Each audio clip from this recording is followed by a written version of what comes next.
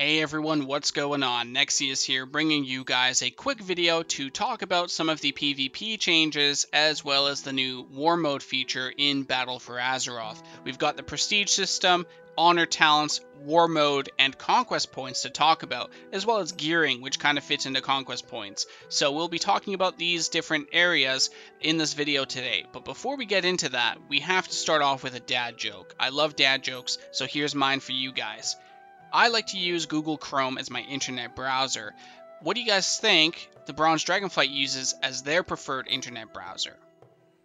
Google Chromie. Okay, I hope you guys enjoyed the dad joke. Let's quickly skip by before I get yelled at. Let's talk about the Prestige system going into BFA.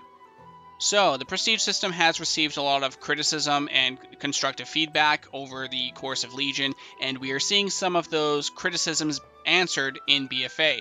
For example, the Prestige system will now be account bound, so you no longer feel like you're wasting time on alts, or if you reroll to a different spec halfway through the expansion, you don't feel like you're way behind on Prestige, as you guys will now see that your entire Prestige system will be account bound. So if you're 15th Prestige on your Monk right now, but your 2nd Prestige on your Warlock as your alt, well, it's all going to be combined in BFA and account bound. So now, any character that you play in PvP works towards that goal, and you will continue to earn the gold, the mounts, the same rewards from Legion, by the way. They did confirm none of the rewards are going away apparently, so they will be there in BFA.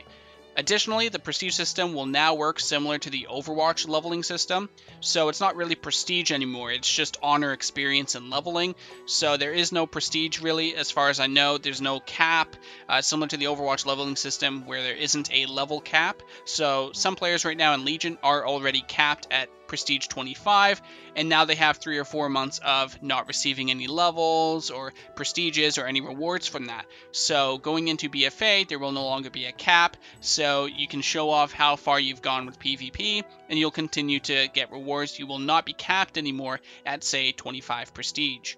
Overall, great changes there. In regards to the Honor Talents will now be unlocked by character level instead of Prestige and Honor levels. So basically, one of the biggest complaints about the Prestige system was that when you hit 110, you were missing a lot of your talents. Fist of Fury stun, Fortifying Brew, whatever main damage or defensive cooldowns that you have in your Honor talent tree.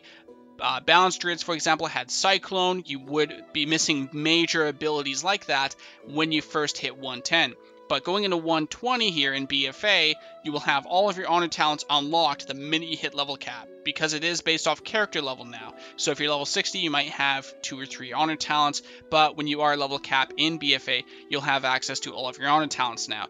Very good change. This is one of the biggest issues with the current system, mainly because what's the point of bringing in templates to give players an equal balanced field, but then 2 seconds later you implement an Honor Talent system and you're literally missing a whole bunch of talents and abilities that are very critical to your toolkit.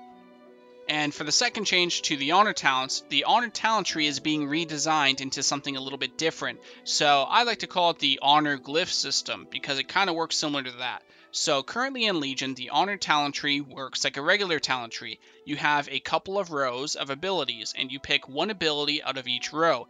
But going into BFA, it's going to work like glyphs, where you will get a bunch of talents to choose from, and you'll get to pick 3 or 4 out of them. They're not talent rows where you are restricted, apparently. It's just going to be, hey, here's 10 Honor Talents, you pick 3 or 4, and that's what you run with. So I really like that system because it does give you a bit more freedom. I'm very curious to see how that's going to work out.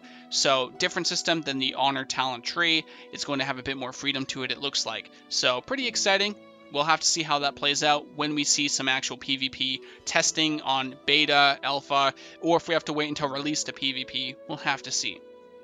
Alright, let's talk about War Mode. War Mode is Blizzard's attempt at basically updating the old world PvP system.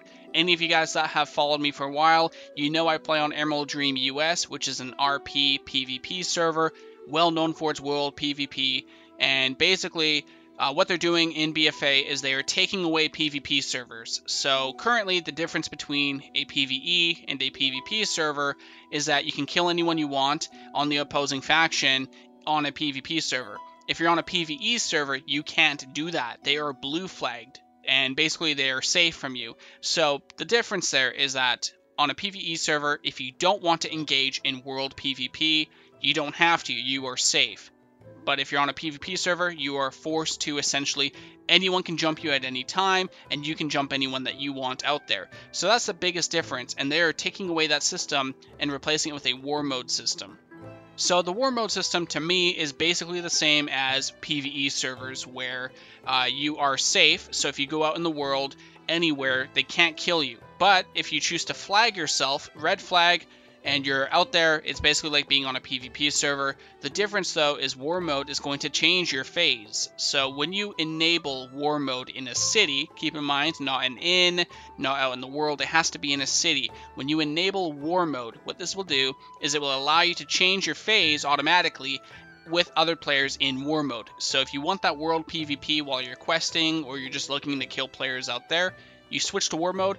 Everyone that you see will be in the same phase as you, which is the war mode phase. So it's kind of like having its own PvP server, and you're just cross-realm zoning over to the PvP server. That's basically what it is. So if you don't want to engage in PvP combat, don't turn on war mode, you will be safe. It's like you're on a PvE server. But if you love that world PvP like myself, or many other players out there on Emerald Dream or other PvP servers, just switch over to war mode. You'll only run into people with war mode enabled, and then you do your thing as usual.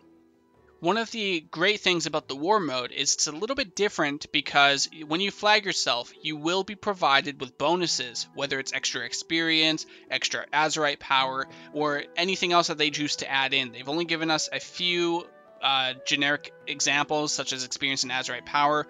I don't know if there's anything else that they're going to add as an incentive, but extra experience and extra Azerite power sounds like a pretty good deal for turning on war mode. But otherwise, if you just want to have a smooth questing experience, world quest experience, then don't turn it on. But it's pretty awesome to see an incentive to turn on that PvP mode, and then you go around, and it's just awesome. So I'm pretty excited to see how it turns out, mainly because it does put you in that phase with other war mode players, so you can definitely start something up.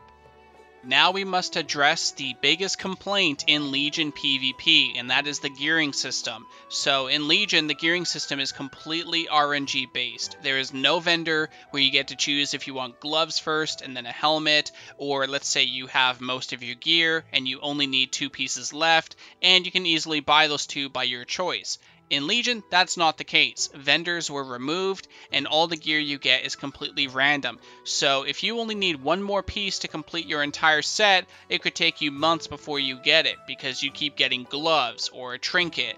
And this is definitely the case in the last few months with the Elite sets, where players were getting necklaces, rings, and trinkets, which means they're not getting their transmog. So a lot of players were complaining about the RNG gear that came from PvP. So in BFA, Blizzard is attempting to address this with a new return to the Conquest Points system. So the way it's basically going to work is you'll have a bar similar to any other Conquest Point system in the past, and you fill that bar up and you'll get a guaranteed piece from it.